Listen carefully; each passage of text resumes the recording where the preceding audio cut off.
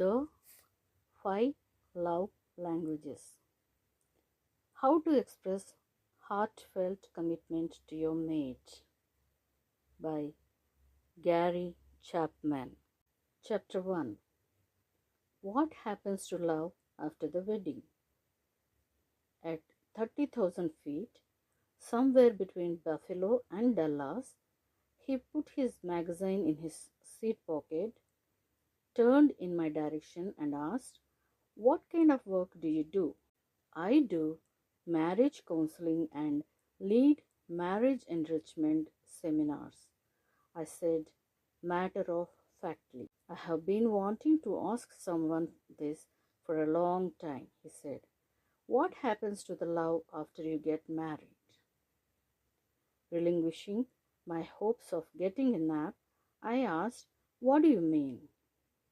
"Well," he said, "I have been married 3 times, and each time it was wonderful before we got married.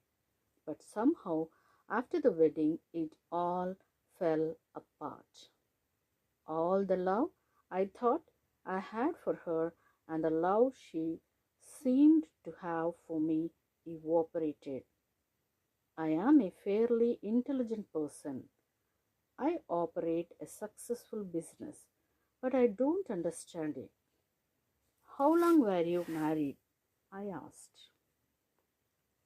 "The first one lasted about 10 years.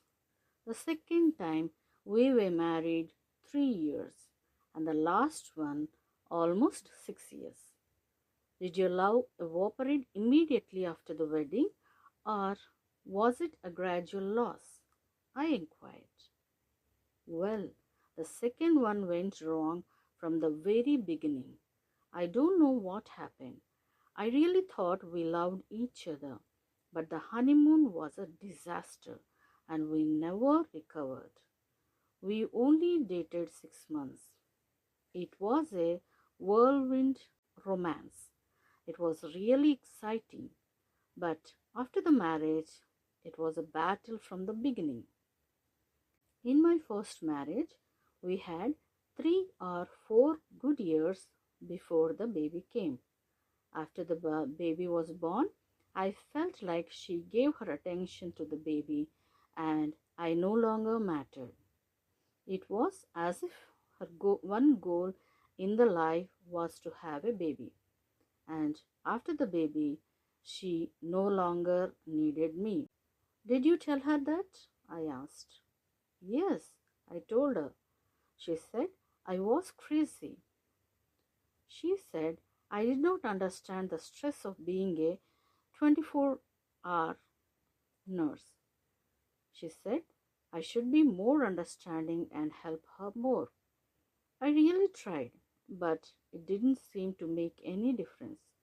After that, we just grew further apart. After a while, there was no love left, just deadness. Both of us agreed that the marriage was over. My last marriage, I really thought that one would be different. I had been divorced for 3 years. We dated each other for 2 years. I really thought we knew what we were doing, and I thought that perhaps for the first time I really knew what it meant to love someone. I genuinely felt that she loved me. After the wedding, I don't think I changed. I continued to express love to her as I had before marriage. I told her how beautiful she was. I told her how much I loved her.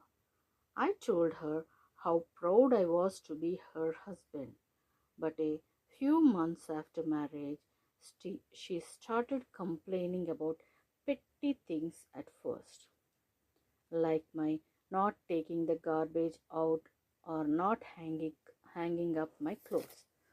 Later, she went to attacking my character, telling me she didn't feel she could trust me, accusing me of not being faithful to her.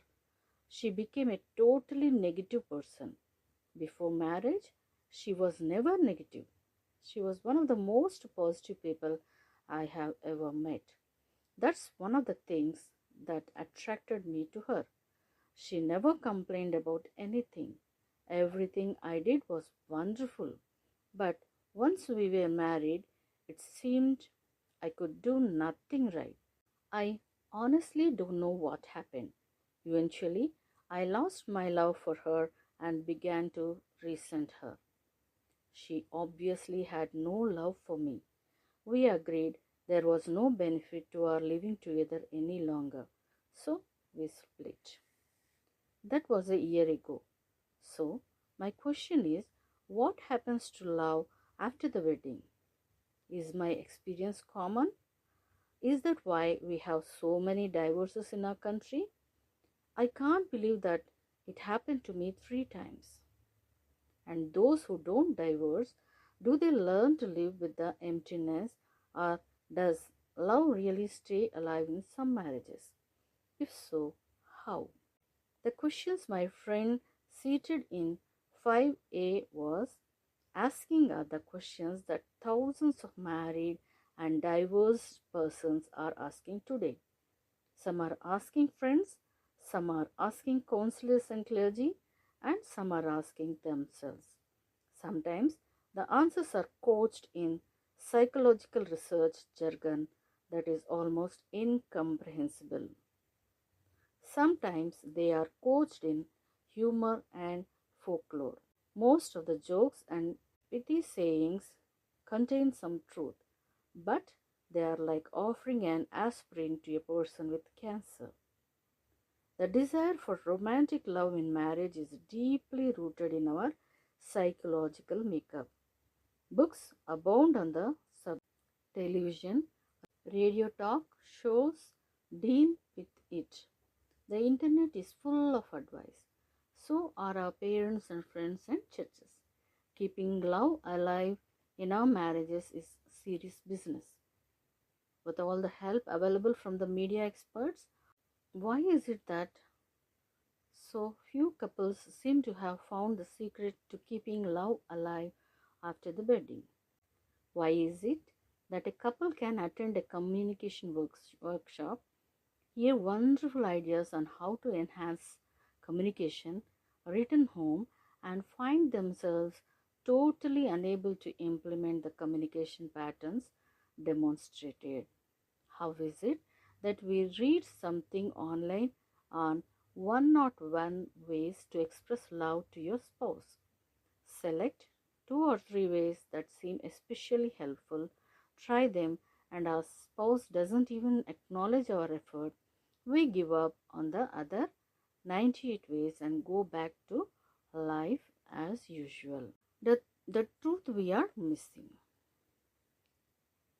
The answer to those questions is the purpose of this book. It is not that the books and articles already published are not helpful. The problem is that we have overlooked one fundamental truth. People speak different love languages. My academic training is in the area of anthropology. Therefore, I have studied in the area of linguistics, which identifies a number of major language groups: Japanese, Chinese, Spanish, English, Portuguese, Arabic, Greek, German, French, and so on. Most of us grow up learning the language of our parents and siblings, which becomes our primary or native tongue. Later, we may learn additional languages, but usually with much more effort. These become our secondary languages. We speak and understand best our native language. We feel most comfortable speaking that language. The more we use the secondary language, the more comfortable we become conversing in it. If we speak only our primary language and encounter someone else who speaks only his or her primary language, which is different from ours, our communication will be limited. We must rely on pointing, grunting, drawing pictures, or acting out our ideas. We can communicate, but it is awkward. Language differences are part and parcel of human culture. If we are to communicate effectively across cultural lines, we must learn the language of those with whom we wish to communicate. In the area of love, it is similar. Your emotional love language and the language of your spouse may be as different as Chinese from English. No matter how hard you try to express love in English, if your spouse understands only Chinese, you will never understand how to love each other. My friend on the plane was speaking the language of affirming words to his third wife when he said, I told her how beautiful she was. I told her I loved her. I told her how proud I was to be her husband. He was speaking love and he was sincere, but she did not understand his language. Perhaps she was looking for love in his behavior and didn't see it. Being sincere is not enough. We must be willing to learn our spouse's primary love language if we are to be effective communicators of love. My conclusion after many years of marriage counseling is that there are five emotional love languages, five ways that people speak and understand emotional love. In the field of linguistics, a language may have numerous dialects or variations. Similarly, within the five basic emotional love languages, there are many dialects. The number of ways to express love within a love language is limited only by one's imagination. The important thing is to speak the love language of your spouse. Seldom do a husband and wife have the same primary emotional love language. We tend to speak our primary love language and we become confused when our spouse does not understand what we are communicating. We are expressing our love, but the message does not come through because we are speaking what to them is a foreign language. Therein lies the fundamental problem, and it is the purpose of this book to offer a solution. That is why I dare to write another book on love.